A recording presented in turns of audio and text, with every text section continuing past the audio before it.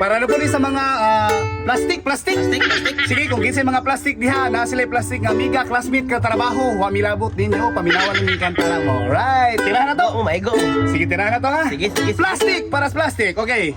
Daghan na kay karon ang mga plastic, pabutan-butan, maayo kayo mga tik. Daghan kag makita sa trabahuan, bisag na ara sa balay o mapa-eskwelahan. Unya kung kaatubang nimo grabe ka smiling, pero kung magtalikod ka magsugod nagpiniling. Kung naa sa pundok pertigod butana, pinalumoy ang tingog nga medyo mailad ka. Plastic ka,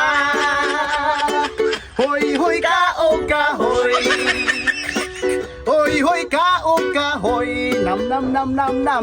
Hoy hoy plastic kahoy. Here we go for the second verse. Nya man nabi dayon daghan daw siyag miga, mga amigo ug tunay daw nga barkada. Pero halos tanan siya ang gikalagutan, kay balingbing manggod kaayo iyang batasan.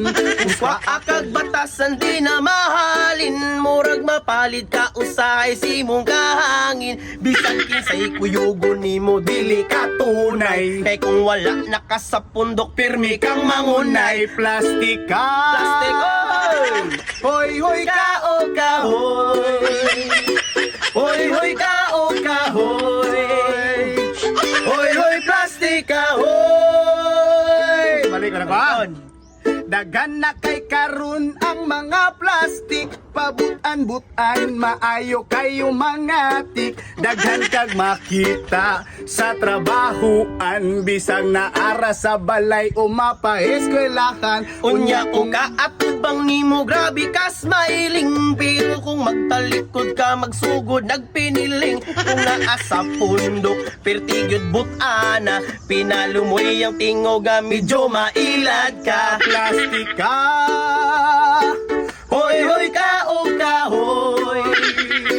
hoy, hoy, kaog kahoy, hoy, hoy, plastic ka, Kahoy. Ano ba, glass? Punit. Last verse na to. Sige. Dongan ta. Nya man nabi dayon daghan daw siyag miga, mga amigo ug tunay daw nga barkada. Pero halos tanan siya ang gikalagutan, kay balimbing man gud kaayo siyag batasan.